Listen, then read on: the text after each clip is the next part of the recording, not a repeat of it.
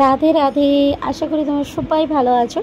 যে সকাল সকাল গোপুসোনাকে স্নান করাবো বলে সব রেডি করছি, কারণ দেখতে পাচ্ছ অনেক দিন হয়ে গেল আমি লং ভিডিও ছাড়িনি, তাই ভাবলাম যে গোপুসোনাকে স্নান করাবো।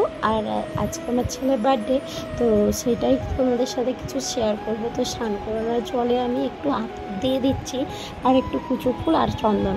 গরম পড়ে গেছে বুঝতেই পারছো, এখন ভগবানকে একটু চন্দন দিতে হবে, আতরও দিতে হবে, ঠান্ডার আতর। তো চলো দেরি না করে আমি গোপুসোনাকে স্নান করে নিই আর তোমাদের সাথে কিছু শেয়ার করি গল্প।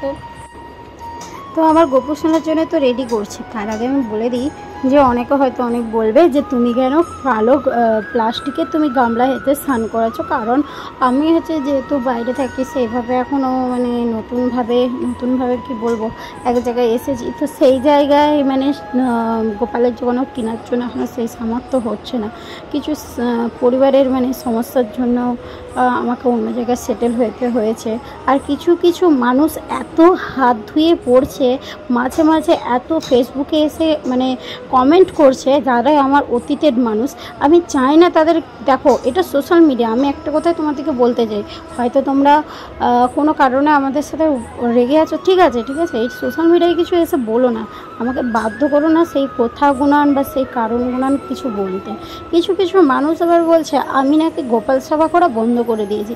গোপাল আমার, আমি বুঝবো। আর আমি কি সবসময় তোমাদের দিকে ভিডিও শেয়ার করব? কারণ আমি ভিডিও শেয়ার করতাম আগে, গোপালের ভিডিও করা, গোপালকে নিয়ে করা, সেই হিসাবে আমি রেসপন্স পাইনি এবং কিছু মানুষের কথা শুনতে আমার খুবই খারাপ লেগেছিলো। সেই কারণে আমি ভাবলাম, তারপরে আমি আমার গুরুদেব, যেটা আমি তাকে প্রেমানন্দ বাবাকে মানি, তো উনি বলেছেন যে ভক্তি যে ছুপানোর জিনিস। এখন হয়তো বলবো অনেকেই যে এখন তাহলে কী করে ভিডিওটা করছো।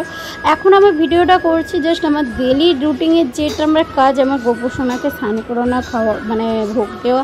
হয়তো আমি বাল্য সেবা দিই, আমি সেইভাবে তোমাদের গোপালকে আমি সেবা করতে পারি না, আমি তুচ্ছ, আমি পাপী, সত্যিই পাপী, কিন্তু চেষ্টা আমি অপ্রাণ করে যাই।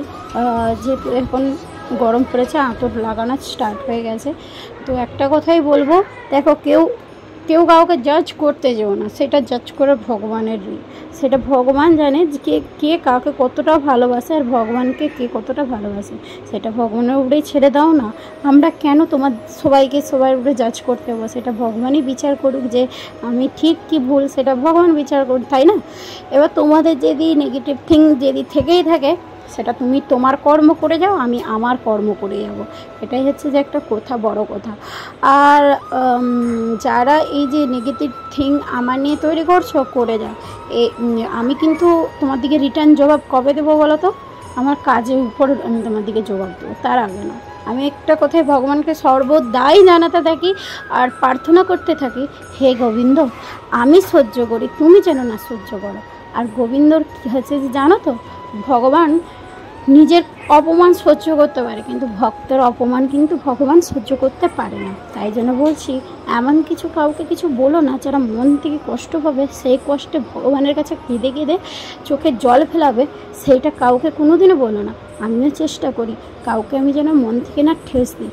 তো ফাইনালি আমি রেডি হয়ে গেছি, দেখো পুজো দিয়ে, কারণ আজকে আমার ছেলের যে জন্মদিন ধরবো, তো আমি সেই জন্য বাজার যাচ্ছি, কারণ তাই জন্য আমি বাজার করতে যাচ্ছি, সেইভাবে কিছুই নয়।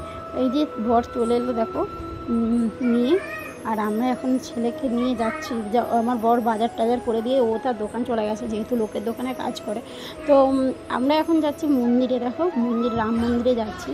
আর ওখান থেকে ছেলেকে নিয়ে এসে যে দুপুরবেলা ওর বাবা এসেছে খেতে, আর ছেলেকে ওর পাপাই খাইয়ে দিচ্ছে। সেরমভাবে কিছু করতে পারিনি, নিজেকেও খুব খারাপ লাগছে।